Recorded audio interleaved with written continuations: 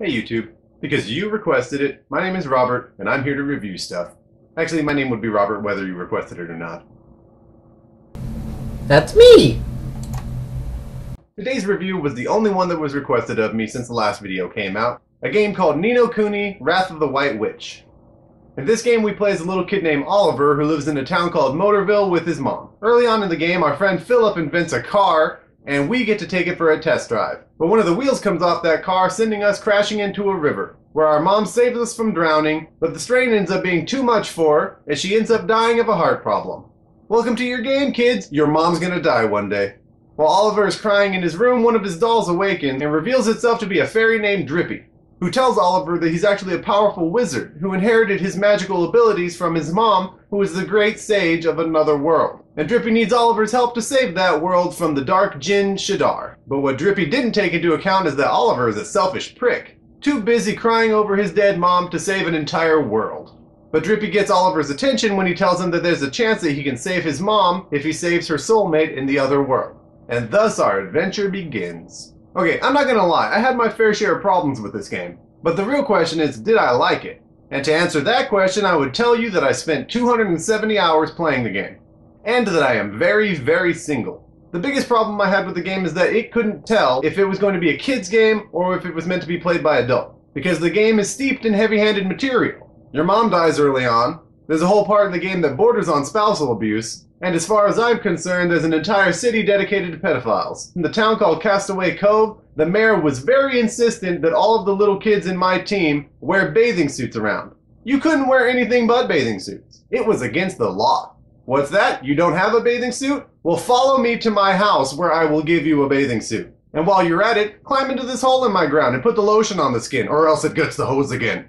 And my whole point with this game is that you can't have your game deal with all these super adult situations and still have it babysit you like you're a 10-year-old. Like, there are a lot of things in this game that treat you like you're a fucking moron.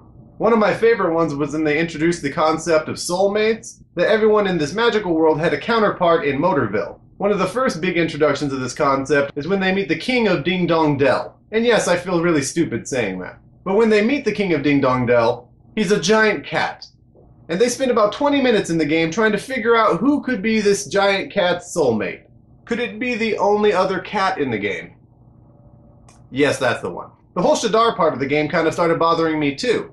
And through the majority of the game, Shadar is your primary concern. I started thinking when I was getting towards the end of the game, who's this white witch that's on the cover of my game? Then the game drops its emotional dick way too early, you defeat Shadar, and then you realize there's a little bit more to do because you still have to deal with that white witch that you've seen a couple of times in the rest of the game, but hasn't really become a factor. Shadar was built up to be the ultimate evil throughout the entire game, and then you realize that the ultimate bad guy is that chick that's been sitting in a chair the entire game. As for the look of this game, there's really nothing to say about it, because it's just awesome. Have you ever seen a Studio Ghibli movie? Well, you're controlling one now. And if you don't like it, then you equals fuck. I really like the gameplay in this game, but I can't necessarily guarantee that everyone else will. For starters, I'm really into RPGs, and a lot of people hate them. But what I really liked about this game was the familiar system. But I would have to say that that system felt a little familiar to Pokemon. Of course, I love Pokemon, and the fact that it was like Pokemon is probably the reason I spent 270 hours playing the game. Because my OCD won't let me just catch a couple of the really good ones and use them for the rest of the game. I have to do something else. What do they call it? Yeah, that's right. But I found that I was having some of the same problems with the gameplay as I was with the story. And that's just that it babies you too much. For instance, you barely get to play anything for the first hour of the game. You don't get familiars until about hour 3, you don't get to catch them until about hour 5, and they have tutorials that extend to at least 10 hours into the game. But come on, baby. I'm a seasoned RPG veteran. It's not like you're throwing anything at me that I'm not that used to. Especially since some of your long-winded tutorials are not much more than, you know the stuff that you've been doing with the familiar for the first 4 levels of the game? Well, now you have 2 of them. You should have spent less time on the tutorials and more time making the AI not retarded. Because not only were they stupid, they were fucking jerks. The biggest issue with this is partially because the catching familiar system is bullshit. It's completely random, and your main character can't even catch them on his own. If you want to catch a familiar, you have to switch to Esther because she's the one carrying around a harp. And as soon as you switch to Esther, Oliver decides this is the time he needs to hit everybody on the battlefield with a super powerful move and kill the familiar you're trying to catch. You have to basically switch everybody to defend and then switch over to Esther to make her try to catch the familiar before someone fucks everything up. And even then the game tries to fuck with you, because for some stupid reason, some of the magic spells that your teammates do can interrupt what you were already doing. Switching to defend makes Oliver do a move called ward, which would be fine and I wouldn't give a shit about, except that it interrupted what I was doing and now I have to try to catch the familiar again. And all the side missions were fine. They weren't much more than just fetch quests. Like, go here, talk to this guy, go over here, pick up this ingredient, come back, everything's better. There was one that was so irritating that it made me laugh out loud, and that mission takes you to all the different corners of the globe so that you can find these little tombstones with text on them that you then have to translate to find out where the final one is, and it turns out when you get there to find the world's greatest treasure, you find a guy's tombstone that says the world's greatest treasure is a life spent with friends. Way to waste my day.